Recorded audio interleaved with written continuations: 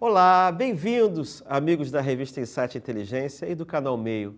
Esse é o Diálogos com a Inteligência. É um novo programa que está chegando aqui no YouTube e nas plataformas de podcast e que tem como objetivo discutir a fronteira das ciências humanas, filosofia, economia, história, artes e cultura de forma geral, sempre a partir de uma abordagem inteligente, não convencional. Eu sou Christian Lynch, cientista político, editor da revista Insight Inteligência e colunista do canal Meio. Você conhece o Meio? Imagino que sim. Mas você conhece a inteligência? Insight Inteligência é uma publicação que reflete em seus artigos e ensaios o que existe de mais pulsante na intelectualidade brasileira. A revista se notabiliza também pelo seu apurado senso estético e design criativo. Espero que vocês acessem as nossas redes sociais e assinem as nossas newsletters da inteligência e do meio, porque aqui só tem conteúdo de qualidade.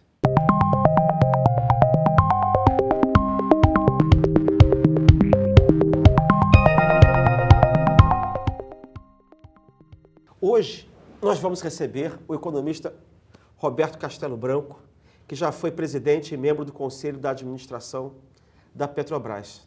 Muito obrigado por ter vindo aqui. Roberto, é uma honra tê-lo aqui nesse programa. É um prazer muito grande conosco. Estar aqui com você, Christian. Prazer é meu, tenho a certeza. Muito feliz com o convite. Obrigado. O Roberto Castelo Branco também é conselheiro da nossa revista e já escreveu para a Insight Inteligência. Na edição especial dos 20 anos, que foi esse aqui, e que eu devo acrescentar que foi das melhores edições da história da revista, né? Das melhores, das mais lindas, teve capa dura, teve segunda capa, foi um escândalo, né? Nessa edição especial de 20 anos, ele falou sobre populismo, sobre liberalismo e sobre economia brasileira. O artigo dele está aqui, para quem quiser ler e que deve ler. É esse aqui. Tá? Populismo, liberalismo e economia brasileira. Né? Foi exatamente o quê? Foi um ano antes, talvez, de você assumir a presidência Eu creio que sim. da Petrobras em 2019, né? É. Foi 2019. Então, em um mundo cada vez mais crítico aos combustíveis fósseis, como você vê o futuro da Petrobras na produção do petróleo? Você deve prosseguir? Deve caminhar para energias renováveis? Christian, eu creio que a Petrobras deva prosseguir, porque nós caminhamos para ter uma mudança significativa na matriz energética, mais renováveis e menos combustíveis fósseis. Mas essa não é a primeira transição energética que o mundo passa. Nós tivemos, por exemplo, nos últimos séculos, da madeira para o carvão, do carvão para o petróleo, e há 125 anos nós somos uma civilização movida a combustíveis fósseis.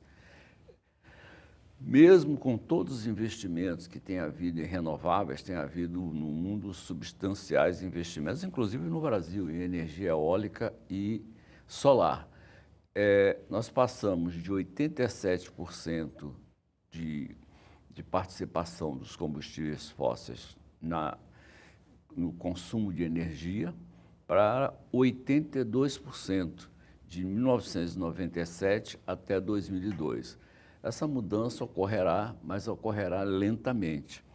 O risco que se tem é constituído por atos voluntaristas, como, por exemplo, na Europa, há quem, não, devemos parar a produção de petróleo. Quem faz uma proposta dessa tem que responder o que vai acontecer com 1,5 bilhão de veículos movidos a diesel e gasolina, com 20 milhões de tratores no mundo todo, com os plásticos. Nós temos plásticos em todos os lugares, desde o seu celular até numa UTI. E fertilizantes, como é que nós vamos viver? Então, existe um longo caminho que só poderá ser trilhado com inovações e, fundamentalmente, com desenvolvimento econômico, porque isso custa caro. Então, eu vejo que a Petrobras ainda tem algumas décadas no petróleo. Por exemplo, a Petrobras tem o pré-sal. que é ótimo. O pré-sal substituiu o pós-sal, ou seja, a bacia de Campos. A bacia de Campos catapultou a Petrobras para uma posição de produzir mais de 1 milhão de barris, lá nos anos 90. Em 2010, a bacia de Campos produzia 1 milhão e 100 mil barris diários. Hoje, produz 480 mil barris.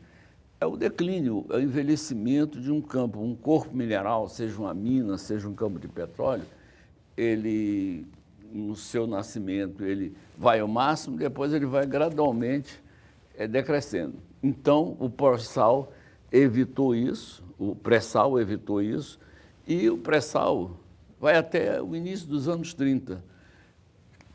E é muito cedo ainda, por isso mesmo, a margem equatorial, que o Ministério do Meio Ambiente e o IBAMA se opõem tão ferozmente, é fundamental para a continuidade dos negócios da Petrobras.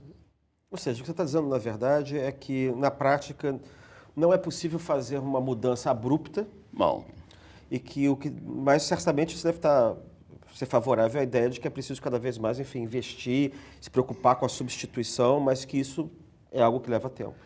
Sem dúvida nenhuma, eu sou favorável a isso, a investir na mudança da matriz energética e existe outra coisa mais urgente. Nós temos que lidar com os efeitos já manifestados da mudança climática. Você vê o Rio Grande do Sul, que acontece lá, a tragédia acontece, esse é um efeito, provavelmente um efeito da mudança climática. Então, nós temos que lidar no mundo com os efeitos. E não é só aqui no Brasil, é no mundo todo. Então, nós temos que investir para conseguir sobreviver a isso. E esses efeitos, eles não vão se reverter. Mesmo investindo em renováveis, em hidrogênio, isso, eles não vão se reverter. Aquilo já está dado. Então, nós temos que investir. Isso não pode ser atenuado? Bom, tem que investir para poder resistir melhor. Por exemplo, sementes que sejam mais resistentes a temperaturas elevadas. Tirar as pessoas, os milhões de pessoas que vivem em áreas de risco. Dragar os rios.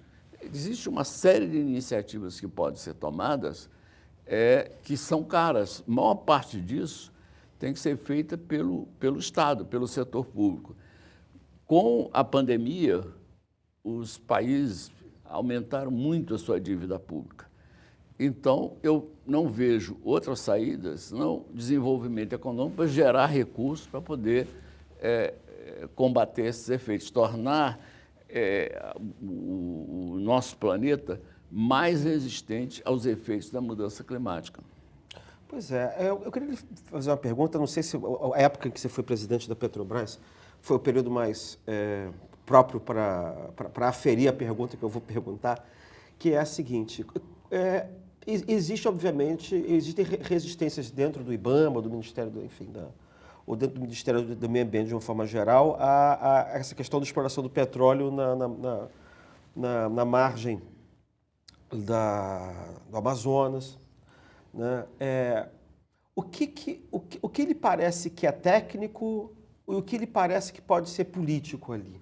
Olha, uma das características que distingue esta transição energética... Ou se é possível distinguir uma coisa da outra também. Outros processos no passado é a politização. E está bem presente. Por exemplo, quando se fala em exploração na foz do Amazonas, o que a Petrobras pretende explorar, e está sendo feita, o mesmo formação geológica está sendo feita na Guiana Francesa? Não, na Guiana inglesa, na Guiana, e começou no Suriname, fica a 500 quilômetros da foz do Amazonas. É igual você dizer, Faria Lima fica no Leblon. Evidentemente, trata-se de um absurdo, mas as pessoas falam para fortalecer o discurso. Segundo, alega-se que vai destruir recifes de corais.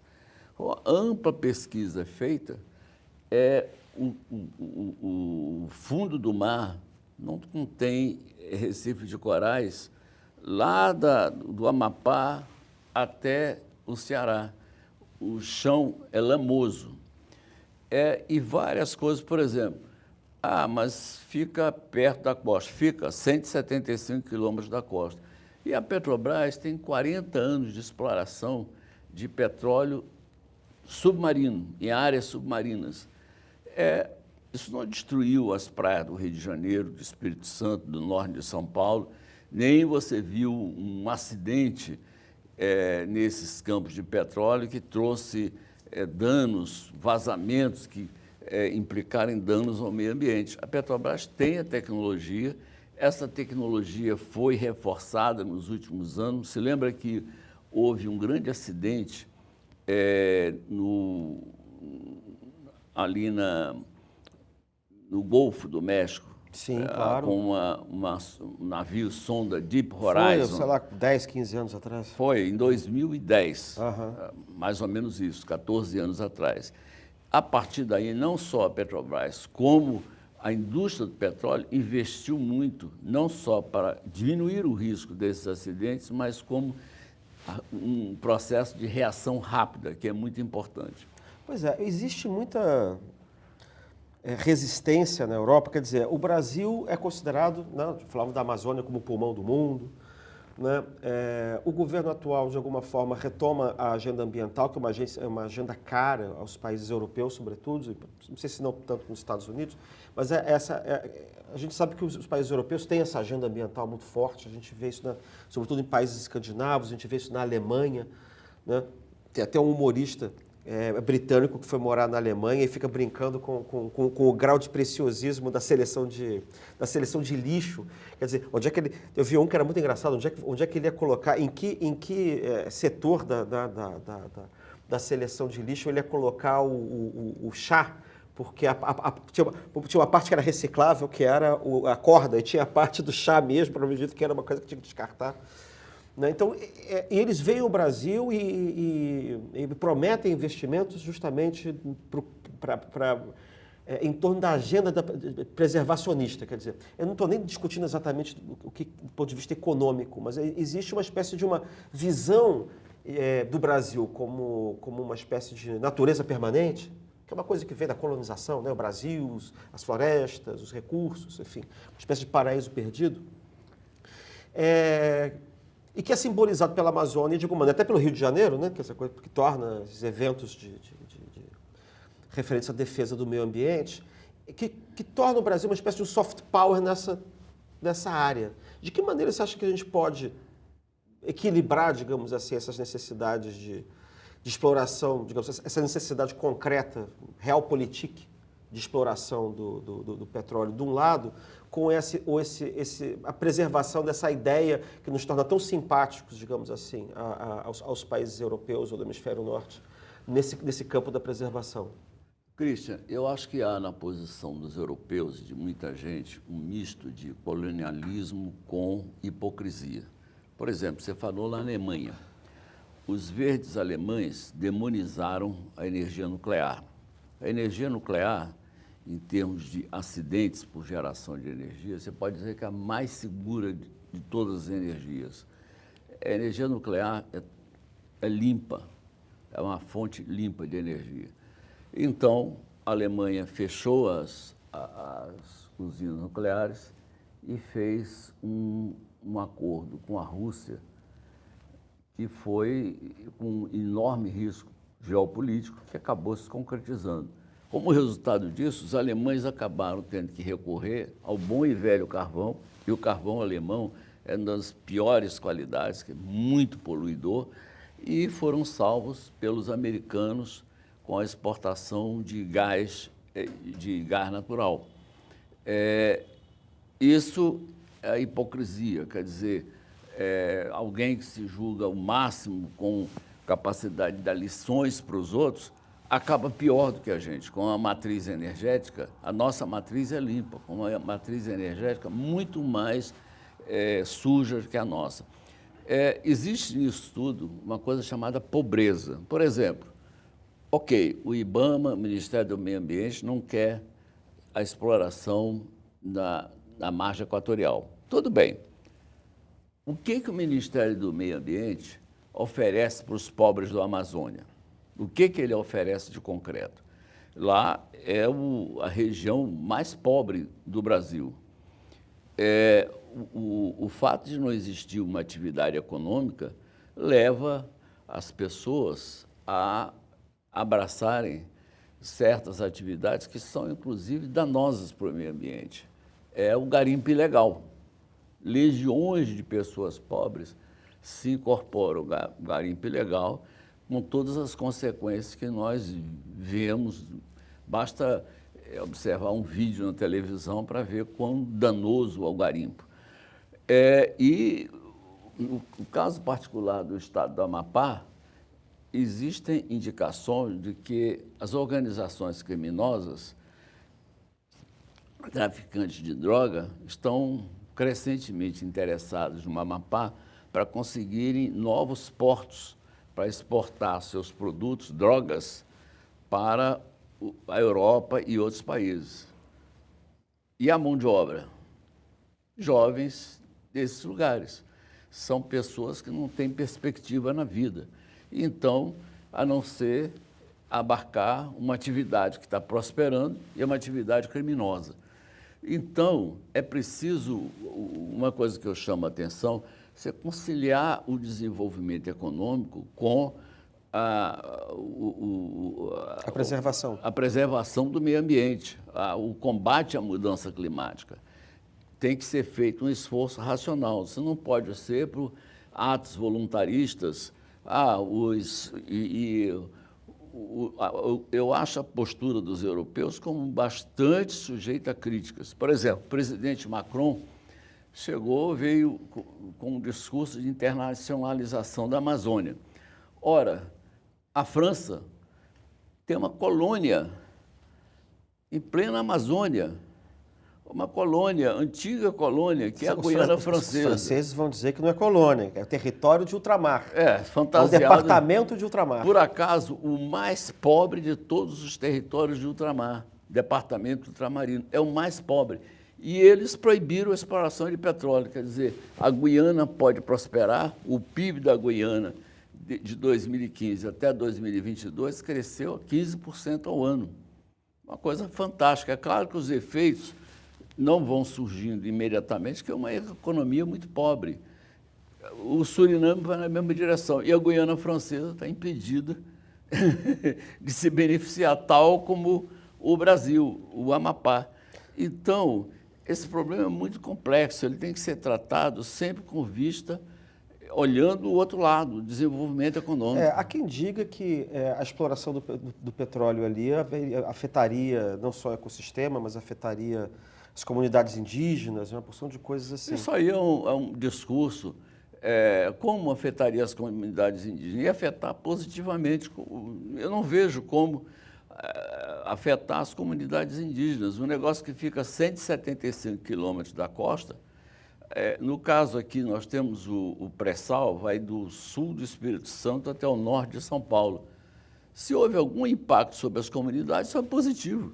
Existem estudos que mostram que a exploração de petróleo no Brasil trouxe benefícios para os municípios. Os municípios onde há exploração de petróleo cresceram mais rapidamente do que aqueles onde não há exploração de petróleo. E cá entre nós fizeram muito mau uso dos royalties. Os royalties, aí é outra coisa.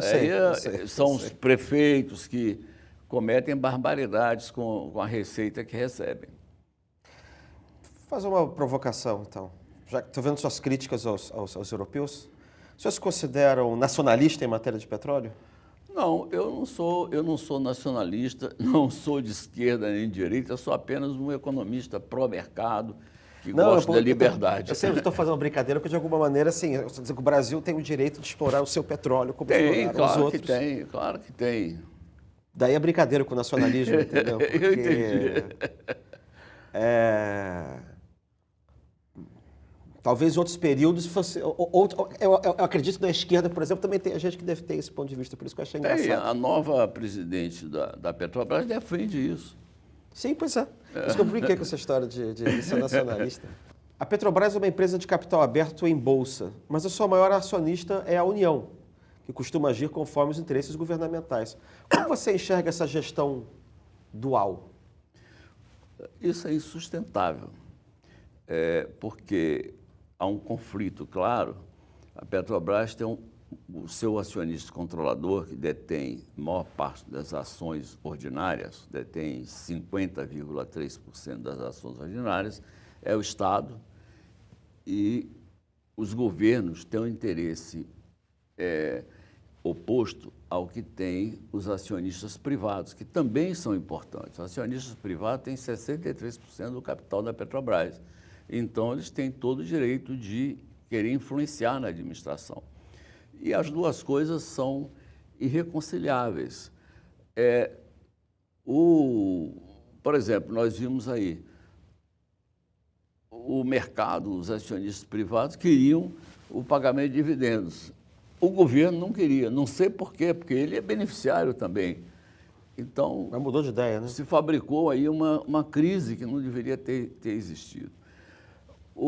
Eu acho que não há dúvida que a melhor solução seria privatizar a Petrobras. E o governo receberia uma quantidade significativa de recursos, e aí ele está livre para aplicar isso em saúde, educação, segurança pública, ou então para simplesmente pagar a dívida, que a dívida pública no Brasil cresce e atinge um nível muito elevado. Deixa eu fazer uma pergunta, que é a ignorância minha. A Petrobras nasce como sociedade de economia mista ou ela nasce como empresa pública que depois se torna sociedade de economia mista? O projeto que foi, segundo o Roberto Campos, foi concebido inicialmente, previa a Petrobras como uma empresa de economia mista, onde o Estado não tivesse a maioria do capital. E, surpreendentemente, a UDN, Sim, sim. que era o partido Foi de Bilac direita, Pinto, né? defendeu que a Petrobras fosse controlada pelo Estado e fosse monopolista. Os conservadores não necessariamente são pró-mercado.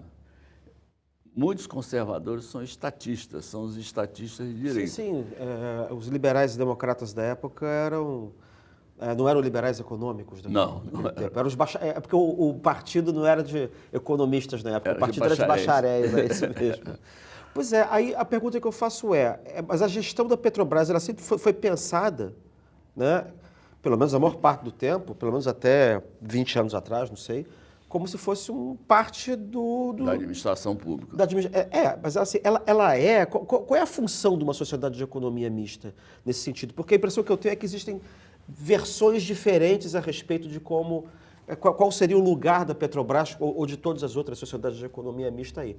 Ela faz parte do Estado, ela é braço do Ministério de Minas e Energia, ela faz parte de um plano geral de planejamento econômico, numa concepção, digamos, social-democrata, o que é, afinal? Porque tem gente que diz que não, que ela, na verdade, como sendo sociedade de economia mista, ela deveria, como o senhor falou agora, deveria ouvir mais os acionistas privados. Você acha que tem um conflito, na verdade, de concepções aí? Tem, porque a Petrobras ela não está subordinada a nenhum ministério. O Ministério das Minas e Energia é o supervisor da Petrobras. Ele não pertence à Petrobras, como, por exemplo, o BNDES pertence ao Ministério da Fazenda, é subordinado ao Ministro da Fazenda. Sim, porque é uma autarquia. É uma autarquia. Mas a Petrobras, ela não é uma sociedade, não é subordinada a ministério nenhum. Por isso que o presidente da Petrobras é nomeado pelo presidente da República, mas não é subordinado. E, na realidade, esse formato de sociedade de economia mista me parece muito mais uma acomodação para que o Estado esteja presente numa atividade econômica sem investir, sem ter o ônus de investir tanto capital nela. Quer dizer, busca o auxílio da iniciativa privada para completar o capital para investir naquela atividade. E não tem um objetivo social de fato. Se fala em responsabilidade fiscal da Petrobras, mas o que eu vejo e vi ao longo do tempo, o que é responsabilidade fiscal da Petrobras? Dar subsídio a preço de combustível e investir em projetos quaisquer que sejam os riscos e a rentabilidade desses projetos, que seriam uma alternativa. Bom, transforma a Petrobras num departamento do Ministério das Minas e Energia, recompra o que o setor privado tem lá e toca o barco. Como se fosse uma empresa pública. Uma empresa pública ou simplesmente uma repartição do Ministério das Minas e Energia. Quando eu olho retrospectivamente, do ponto de vista histórico, eu tenho a impressão de que houve um momento mais liberal de gestão econômica, na década de 90, sobretudo. Teve. E o que eu estou vendo hoje é uma espécie de refluxo desse momento. A impressão que eu tenho quando eu vejo o que se faz na China, embora a China, enfim, seja muito heterodoxa em muitos experimentos, né? Mas o que acontece na Rússia, o que acontece em vários lugares, é uma espécie de retração e aparentemente retorno de protecionismo. A gente viu o TikTok quase que sendo posto para fora dos Estados Unidos. Os Estados Unidos, como governo democrata, agora criando um imposto de 100% para carro elétrico chinês. Você tem a impressão de que o protecionismo está voltando, uma espécie de... Eu não sei se isso é um nacionalismo econômico, porque o senhor disse assim que talvez que o ideal seria privatizar a Petrobras, mas você acha que o vento está começando a soprar contra? Quer dizer, ou, no caso brasileiro, aquilo que era um vento contra está virando uma borrasca, ou está virando quase uma tempestade contra? Acho que no momento, dada a ideologia do governo atual, não há a menor condição de privatizar a Petrobras. Entretanto, a globalização, ela não caiu de moda nem está sendo eliminada. A postura do governo americano é explicada por um conflito geopolítico com a China. Então, um imposto de 100% para carros elétricos, barrar chips chineses. Então, tudo isso é feito nesse contexto na realidade, de uma Guerra Fria. Eu acho que nós estamos voltando ao tempo da Guerra Fria, em que há um confronto entre três grandes potências, a China e os Estados Unidos, que são as duas maiores, e a Rússia, que não é uma potência econômica como os dois, mas é como era a União Soviética, armada até os dentes. Então, existe essa questão de forma importante. Não é muito uma questão econômica, mas é uma questão mais de natureza geopolítica. Mas assim, você não acha que talvez, quando a gente compara exatamente, essa comparação com a Guerra Fria já apareceu, aquele era um tempo exatamente em que os países se orientavam de forma protecionista e, não diria mercantilista, mas assim, era uma coisa protecionista e nacionalista. Você acha que isso não acaba voltando por conta dessa geopolítica? Nos anos... Isso prevaleceu até o final dos anos 70. Nos anos 80, a globalização voltou a toda a força. Quer dizer, ainda pegou um período da Guerra Fria que foi até o final dos anos 90. Então, acho que as coisas progrediram de tal forma e o mundo conheceu os benefícios da globalização para voltar atrás e se fechar. Não, eu pergunto porque eu tenho a impressão de que, pelo menos de 2008, quando teve aquela crise do subprime, antes tinha havido o atentado das Torres Gêmeas, começou a haver uma sensação, na verdade, de desglobalização, de insegurança generalizada, que é isso que um pouco a gente está vendo hoje, né?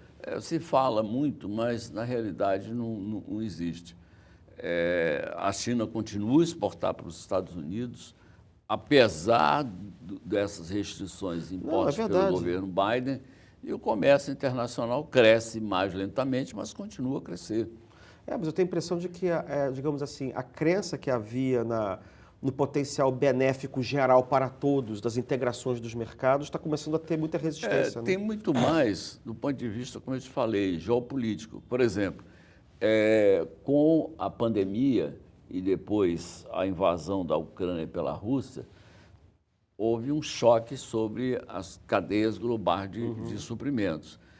Então, hoje, os países querem fazer, os Estados Unidos procurou reorientar as suas importações da China, as empresas americanas tentaram reestruturar suas cadeias de suprimento, por exemplo, a Apple, reduzindo a dependência em relação à China, deslocando mais a fabricação de iPhones para a Índia.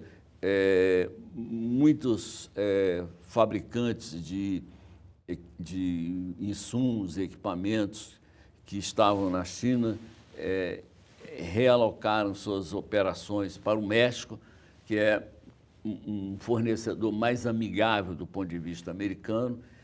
Então, houve essa mudança. Inclusive, várias empresas chinesas deslocaram sua produção da China para o México, para poder exportar para os Estados Unidos, que lá eles são vistos como mais amigáveis. Então, esse movimento, mas eu acho que, com tudo isso, a globalização não está morta e o fator que orienta esses movimentos é um fator muito mais geopolítico do que econômico, embora tenha consequências econômicas. Mas assim, a mudança geopolítica, ela implica a ideia de que, digamos assim, que o político, a dimensão política da vida, a política, os políticos, enfim, teriam que controlar ou regular aquilo que é percebido como uma coisa que é incontrolável, né? Que seriam as forças do mercado ou que produziriam efeitos negativos em termos de insegurança das pessoas. Era um pouco nisso que eu estava querendo dizer, Sim. E daí um pouco esse movimento, de novo, protecionista, enfim, de reação, né? Era um pouco nesse caminho que eu estava perguntando. Olha, Roberto, você pra gente aqui escreveu esse texto sobre o liberalismo, populismo e a economia brasileira. Você foi presidente da Petrobras num período complicadíssimo, que foi o período da pandemia. A gente estava falando disso aqui antes de começar a gravação, né? E você viveu uma pressão da tentativa da interferência do ex-presidente Bolsonaro na Petrobras. Qual foi a sua opinião? Aí vem uma pergunta assim, aquilo foi expressão de populismo, né? E qual a sua opinião sobre a recente demissão do Jean Paul Prats da presidência da companhia? Como é que você vê essas interferências externas, na verdade, sobre a companhia? Acho que essas interferências existem há muito tempo. Por exemplo, eu há poucas semanas descobri uma reclamação do presidente Geisel a respeito do ministro Delfim Neto, que foi ministro da Fazenda no governo Costa Silva. E ele reclamando, o Geisel foi inclusive presidente da Petrobras, e ele reclamando que o Delfim Neto controlava os preços de combustíveis. Isso há 50 anos. Então, você tem pelo menos 50 anos de história dessas interferências de presidentes da República se achando donos da Petrobras. E, na minha gestão, vale a pena dizer que eu não tive, nos 2 primeiros anos, eu não tive interferência nenhuma, zero. Eu tinha um ministro das Minas e Energia que não interferia, foi um parceiro até em determinados assuntos, sempre defendendo a Petrobras. E, no final, aconteceu, o presidente Bolsonaro, eu percebi que em 2019 ele foi uma pessoa politicamente. Em 2020, o antigo espírito populista aflorou. Então, ele começou a querer interferir na economia e outros assuntos. Ele simplesmente, que precisavam do apoio de um líder político, ele simplesmente deixou de lado. E, no meu caso, foi exatamente um exemplo de populismo. Quer dizer, olha, dane-se a companhia, dane-se a economia, o que isso vai representar para a economia, e eu quero beneficiar os meus eleitores lá, os caminhoneiros. Ponto. Você acha que foi isso ou também teve alguma influência da ala militar? Porque a gente sabe que os militares são muito chegados na Petrobras, essa ideia de uso da... Os militares, eu percebi no governo, os militares do Exército, eles tendem a ser estatistas. Sim. Os da Marinha talvez porque tem a mente mais aberta, porque Mas navegam cosmopolitas, pelo talvez, mundo, né? eles são mais pró-economia de mercado. Pude ver isso claramente. Realmente os E a militares... aeronáutica? Aeronáutica eu não sei, mas eu não tive convivência com o oficial de aeronáutica suficiente para extrair uma conclusão. Mas eles se comportaram sempre anti-mercado. Por exemplo, o governo queria privatizar a Casa da Moeda. Os ministros militares disseram, não, isso é estratégico. É quando você não tem nenhum argumento, você usa essa palavra estratégico, que é multiuso. Não, eu me recordo daquela famosa reunião que foi filmada no governo Bolsonaro, não me lembro que mês que era, mas aquela que foi mostrada para todo mundo, né, por força de decisão judicial. E ali era muito interessante porque as cisões ideológicas da coalizão do governo ficaram muito claras. Eu me lembro que eu acho que o general Braga Neto propôs, não sei se era por conta da pandemia, Plano Marshall. o Plano Marshall. E aí me lembro que ele foi imediatamente desmentido e até um pouco ridicularizado pelo ministro da Economia naquele momento. Né? E aí, no outro momento também, outra representante de outra ala do governo na época, que era a ministra Damares, ela se opôs à ideia de legalização dos cassinos. E também o ministro da Economia se opôs. Então, era muito, do ponto de vista, digamos, de demonstração de como funcionava o governo, eu acho que essa reunião foi muito ilustrativa disso. E, sobretudo, desse ponto a que você se refere agora do Braga Neto. A respeito da forma como via o papel digo da Petrobras, mas enfim, do papel do Estado como indutor econômico. Né? Há 6 anos, Roberto, você escreveu que as instituições brasileiras funcionavam, mas eram orientadas por uma ideologia ultrapassada, o populismo. Né? Eu tenho minhas dúvidas se populismo é ideologia, até acho que não é, eu acho que é um estilo de fazer política, porque você pode ter populismo de direita, pode ter populismo de esquerda, então, na verdade, não é exatamente uma ideologia. Né? Então, você acha então que essa orientação populista permanece com o sinal trocado? Eu acho que permanece, sem dúvida alguma. Quando você interfere numa empresa em que o Estado é o controlador e com direcionamentos que causarão prejuízo àquela empresa, o seu objetivo é redistribuir renda. Você não quer gerar renda, você não quer... O seu foco não é crescimento econômico, o seu foco é distributivo. Você quer mais distribuir. Isso é um perigo muito grande, porque se seu foco é isso, você acaba cedendo às pressões de grupos de interesse, que tem um impacto muito negativo sobre a economia. Um deles é a desigualdade, né? Você acaba distribuindo renda para os mais ricos, não para os mais pobres. Isso é feito sempre em detrimento dos mais pobres. E nasce também a corrupção, que sem dúvida, embora não se possa falar muito hoje em dia disso, mas é o pior efeito que existe. Então, o populismo, normalmente, ele acaba gerando um campo propício para a corrupção.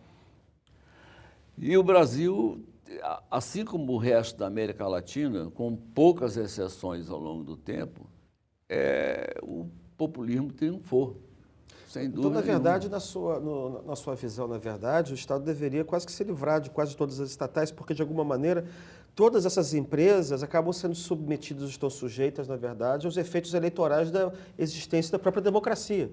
Porque você vai ter sempre a tendência dos governos, na verdade, de tentarem usar essas empresas para vencer eleições. Eu sou francamente favorável que não só a Petrobras, mas com muitas empresas estatais, com raríssimas exceções, como, por exemplo, a Embrapa, talvez, mas sejam privatizadas, porque essas estatais são uma das razões porque o Estado no Brasil é uma fábrica de pobres. Nós temos produzido, com a ação do Estado, nós temos produzido um número enorme de pobres. E quais seriam os critérios para saber qual sociedade de economia mista? deveria ser privatizado ou não, porque eu não estou nem incluindo Eu a acho Embrapa que- é uma empresa pública, né? Eu acho que empresas em setores que, por exemplo, ligadas à segurança nacional, ou no caso da Embrapa, que é um gerador de pesquisa, de conhecimento para o setor privado, acho que tem um papel, podem ser geridas pelo Estado. E o tempo mostra que a Embrapa trouxe muitos benefícios para a agricultura brasileira.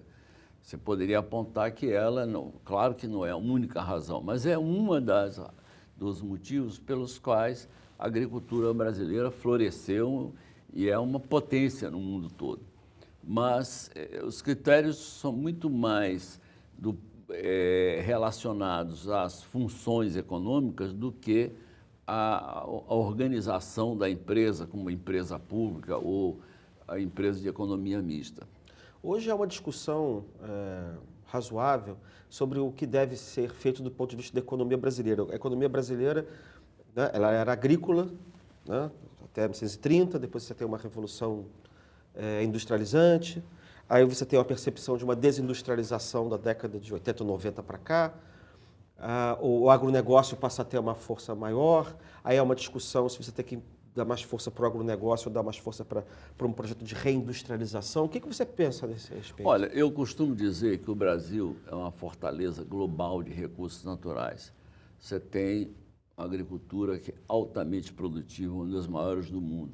Você tem recursos de gás e petróleo que não dão uma contribuição melhor para a economia brasileira devido à interferência do Estado. E a mineração, idem. Por que a agricultura cresceu tanto e o petróleo e a mineração ficaram um pouco para trás? Porque a partir do momento, no governo Collor, se eliminaram os controles de preços para a agricultura, ela foi livre para crescer. E no caso do petróleo e da mineração, você tem sempre intervenção do Estado. E agora você tem um outro setor que é energias renováveis. Isso é recurso natural. O Brasil tem condições ideais para a produção de energia eólica e energia solar. Eu diria na terra, não fazer como o Prates queria de energia eólica offshore, no mar. O Brasil tem uma indústria muito boa nisso. A industrialização, a participação da indústria no PIB, ela caiu por dois motivos. Primeiro, que é natural. Na medida em que os países vão se desenvolvendo, a parcela da indústria no PIB tende a cair, porque em benefício do setor serviços. Isso, estatisticamente, a gente vê. E no Brasil, houve algo que impulsionou mais ainda, mas aí devido à atuação do Estado e aos lobbies dos industriais. Quando você cria barreiras à competição, você acaba com, seja de ponto de vista quantitativo, como esquemas do tipo conteúdo local, ou através de tarifas elevadas, no caso dos automóveis, 35%, você cria uma indústria pouco produtiva, porque ela não compete no mundo global. E o Banco Mundial fez um estudo, mostrou que tem dois automóveis iguaizinhos, Toyota Corolla, fabricados pela mesma empresa, pela Toyota. Uma fábrica no Brasil e uma fábrica do Canadá. Os salários no Canadá são muito mais altos que no Brasil, mas os Toyota Corolla vendidos no Brasil são muito mais caros do que os canadenses. Por quê? É restrição à competição. Os canadenses são obrigados a competir no resto do mundo, dentro do Canadá e no resto do mundo. Aqui, Toyota Corolla é protegido por barreiras tarifárias e, por outro lado, eu tinha um professor na universidade que chamava um esquema de share the gain and share the pain. Tá bom, eu vou colocar uma barreira para você produzir aqui seus carros, ninguém vai te chatear, você não vai ter competição. Mas, em compensação, você vai ter que pagar para mim impostos, isso, aquilo. Então, é a ineficiência, está chamando a ineficiência. E outro problema na política industrial brasileira, que ela protege a coisa mais elementar da indústria, que é a manufatura. Vou te dar um exemplo, o iPhone. Na China, eles fabricam o iPhone, mas toda a parte de marketing, design, pesquisa, fica na Califórnia. Então, o que tem capacidade de adicionar mais valor fica na Califórnia. A China é só o processo normal, regular de fazer um produto. Você já tem tudo estruturado, tudo um protocolo traçado, então você vai e faz. Então, são atividades que adicionam muito pouco valor. E isso existe muito em larga escala no Brasil. Você vai motos. O Brasil é um mercado sensacional para ter motos de baixa cilindrada. As pessoas utilizam como transporte, delivery hoje em dia. A Honda e a Yamaha não precisam da Zona Franca de Manaus, dos benefícios, dos incentivos para produzir moto. E o Brasil dá. Aí compensa. Por razões políticas, né? Razões políticas e parte desse populismo. E aí... Quando eu digo razões políticas, é que eu tenho a impressão de que durante algum tempo teve sempre um investimento em nome do desenvolvimento regional, que era assim, você criava a Suframa, né, no caso do lá, você tinha o Sudene, no caso do Nordeste, você criou Brasília para o Centro-Oeste, que Brasília foi uma espécie de Sudene do Centro-Oeste, que até não funcionou muito, não.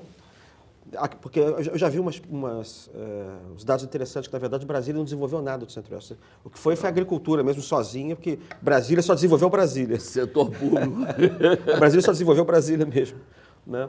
Mas o ponto que eu tenho curiosidade de saber é o seguinte, aparentemente, você que é economista, eu não sou, mas assim, não tem nenhum país que se industrializou no mundo sem ter algum incentivo de protecionismo, exceto a Inglaterra, porque ela foi pioneira, então não tinha indústria em lugar nenhum. Qual é o momento em que você tem que saber o que fica e o que vai? Quer dizer, o que você tem que guardar e o que você tem que jogar fora? Início, o Brasil poderia ter contado com algum protecionismo, mas depois não tem. Estamos falando na Zona Franca. Tá bom, tudo bem, no início, mas hoje em dia, você sabe quanto custa gerar cada emprego na Zona Franca de Manaus? $40 mil por ano. Para ter um emprego que paga, em média, $800 por mês, custa $40 mil por ano para nós, para a sociedade brasileira, manter aquele negócio lá. Isso não faz sentido. E aquilo não rende? Não rende nada. Você vai estimular, por exemplo, produção de Coca-Cola, de cerveja, Brahma, em Manaus, por que você vai dar benefício fiscal para eles? Eles vão estar lá de qualquer jeito. O pessoal da Amazônia bebe Coca-Cola, bebe cerveja. Por que você vai estimular a Honda, a Yamaha, a ter fábrica na Amazônia? Eles vão vir para o Brasil de qualquer maneira, porque é um mercado enorme. Em lugar disso, você investe em saneamento básico. Eu falei uma vez para o prefeito de Manaus, falei, prefeito, desculpe, mas a sua cidade é um lixo. A sorte que ele era um diplomata, mas é um lixo. Educação, infraestrutura, tem uma série de atividades que pode investir, que o governo pode chegar e dar para o governo ou fazer ele diretamente para promover a educação, coisas que vão, saudáveis, que vão produzir o desenvolvimento econômico, não coisas que já existem em outros lugares. Você, em vez de ir para São Paulo, você vai para Manaus. E aí? E o Brasil? Não ganhou nada, perdeu. Bom, nós chegamos ao fim desse episódio do Diálogos com a Inteligência. Roberto, nós agradecemos muito a sua participação e a sua contribuição para essa questão tão pertinente hoje, que é uma questão que está pegando fogo, seja, enfim, pela mudança da presidência da Petrobras, pela perspectiva de radicalização da política do petróleo num determinado sentido, né, ainda mais diferente do que do sentido anterior, e pela questão ambiental também. Agradeço a todos os que nos acompanham até aqui. Esse episódio fica disponível no YouTube do canal Meio e nos streamings do áudio da Revista Inteligência. Comentem o que acharam do nosso novo programa. Eu espero vocês no próximo diálogo. E até lá!